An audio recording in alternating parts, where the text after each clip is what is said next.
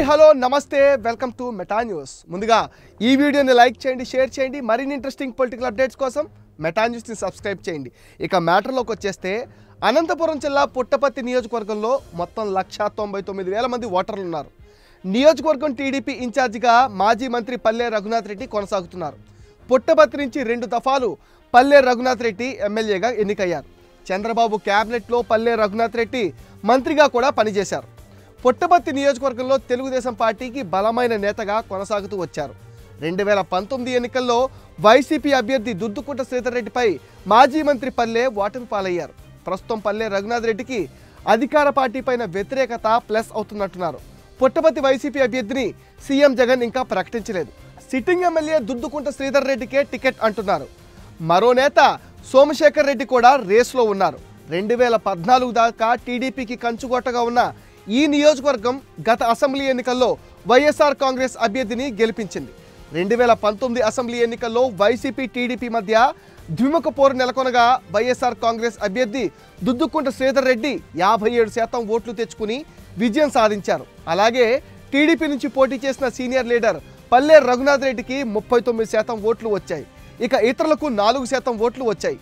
గత ఎన్నికల్లో వైసీపీ అభ్యర్థి గెలవడానికి ప్రధాన కారణం ఇదే పుట్టపర్తి సెగ్మెంట్లో వైసీపీ కీలక నేత 2014లో ఆ పార్టీ నుంచి పోటీ చేసిన సి సోమశేఖర్ రెడ్డి సపోర్ట్ అంటున్నారు. ఈసారి కూడా టీడీపీ వైసీపీ మధ్య హోరాహోరీ పోరు తప్పదంటున్నారు. వైసీపీ నేత దుద్దుకుంట శ్రీధర్ రెడ్డి సెగ్మెంట్ అంతటా పాదయాత్ర చేశారు. గ్రామాల్లో సీసీ రోడ్లు నిర్మాణం చేపట్టారు. ఎన్నికల దగ్గర పట్టడంతో గ్రౌండ్లో చురుగ్గా ఉన్నారు. టికెట్ విషయంలో పెద్దిరెడ్డి సపోర్ట్ ఉండడంతో ధీమాగా ఉన్నారు. ప్రభుత్వ ఆసుపత్రుల్లో సరైన వసతులు లేక జనం అసంతృప్తిలో ఉన్నారు.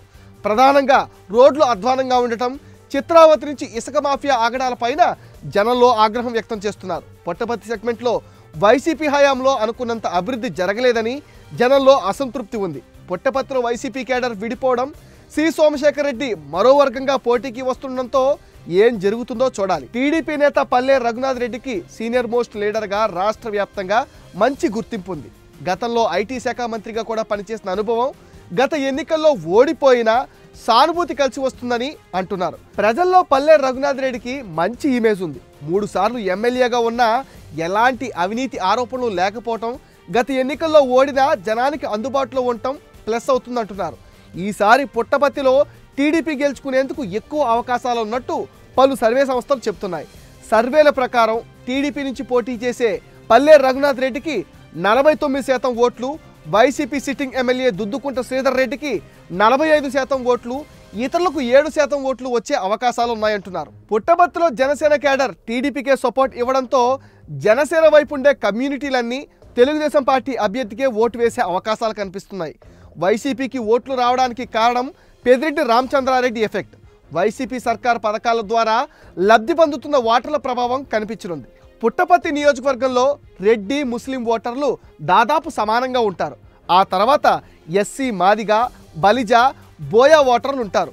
ఎస్టీ కురబ ఓటర్లు కూడా ఎక్కువగా ఉంటారు. ఎస్సీ మాదిగతో పాటు బలిజ ఓటర్లు కూడా టీడీపీకి కొంత మొగ్గు ఉంటుంది. కానీ 2019లో మాత్రం మాదిగల మెజారిటీ వైసీపీ వైపు ఉన్నారు. ఈ నియోజకవర్గంలో 3 సార్లు ఎన్నికలు జరిగితే 2 సార్లు టీడీపీ, 1 సారి వైసీపీ గెలిచింది. 2019లో జనసేన తరపున బలిజీ అభ్యర్థిని బరిలో నిలిపారు. కానీ 1.3% ఓట్లు మాత్రమే వచ్చాయి. 2009 ఎన్నికల్లో ప్రజారాజ్యం పార్టీ బలిజుకు అవకాశం ఇస్తే 9.3% ఓట్లు రాగా బలిజ ఓట్లు చేరడంతో అప్పుడు టీడీపీ విజయం సాధించింది. ఈసారి పుట్టపర్తిలో టీడీపీ జెండా ఎగరడం ఖాయం అంటున్నారు. ఇది మెటా న్యూస్ అప్డేట్. ఈ వీడియోని తప్పకుండా లైక్ చేయండి, షేర్ చేయండి. మరిన్ని ఇంట్రెస్టింగ్ పొలిటికల్ అప్డేట్స్ కోసం మెటా న్యూస్ని సబ్స్క్రైబ్ చేయండి. అండ్ మీ విలువైన ఒపీనియన్ కామెంట్ సెక్షన్లో పోస్ట్ చేయడం మర్చిపోద్దు. Please subscribe to Meta news.